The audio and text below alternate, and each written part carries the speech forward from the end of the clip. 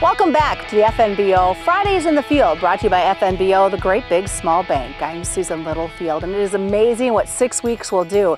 Last time we were at the Smith Farm outside of Shelby, Nebraska. It was definitely cold, it was definitely windy, and there wasn't a lot of crop in the ground. You see behind me, the corn is looking great thanks to some irrigation. As we're going to catch up as to what's happened in the last 6 weeks, as Randy joins us now, and talk about where you're at on this crop. We got off to a pretty good start. We were in pretty good moisture. Ridge till, no till, had a little bit that was disc. That all went down, got everything up out of the ground good, but it's kind of getting to be a struggle now anyway. We're in a dry area right here. Caught a little rain here a couple weeks ago up by Shelby, but out here where we're living, we haven't got nothing. So it's pretty dry. Had irrigation going during planting time, and also trying to keep everything going at the same time was kind of unusual, that's for sure anyway. Let's talk about seed corn, because that field takes a little bit of extra attention compared to your conventional corn that you're growing. Yeah, a lot of that goes with your heat degree units when you're planting your male and your female. I had one field that was 3 times, and one field was like 670 acres because you had a male, and then the female.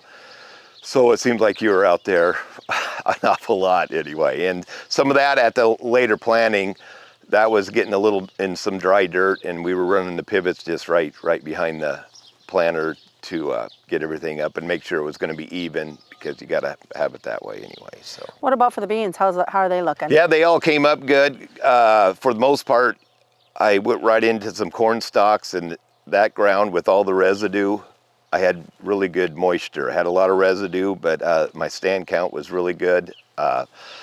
That part, getting it up out of the ground, was good. You were a little bit worried about all the residue on the ground, but that went well. It went really good. Very good stand anyway. Okay, coming back now, we've got the opportunity to talk with Carter. Carter, of course, is the son of Randy and Sue Smith. And Carter, I wanted to get your perspective, because you get to farm with 2 generations. What is that like being the 3rd generation on this operation? It's definitely pretty cool. I would say, my dad and grandpa, they're pretty similar actually. Makes sense, father, son. My grandpa was pretty computer savvy as well, so there wasn't really that generational gap I saw. But no, they both bring something different to the table every day. They both have their own stories, and I'm just, glad to be a part of it. I think what makes you unique, and I think there's a lot of this 3rd, 4th generations that are back on the farm that work off-farm jobs as well. So you kind of get to come maybe in the evenings if it works in your busy schedule, but then the weekends as well to be here helping out on the operation. Right, that's the best thing about farming. I mean, there's no 9 to 5 hours. You just work wherever. I mean, whether it's, getting up in the middle of the night to turn off a pivot, or, working on the weekends, like you said, or even, federal holidays, those are great to come back. So it's just, you just kind of work whenever you can.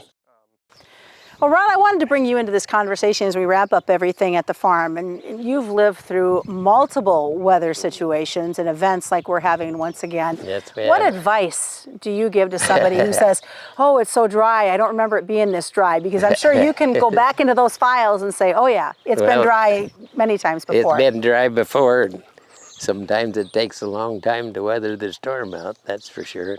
Like Carter was talking about milo, I remember when this fields were all milo, and you went to harvest and you looked for a low spot that had a couple heads in it, and it took several years to work out of it. Well, we'll leave that with some good advice from you. Thanks, Ron. All right.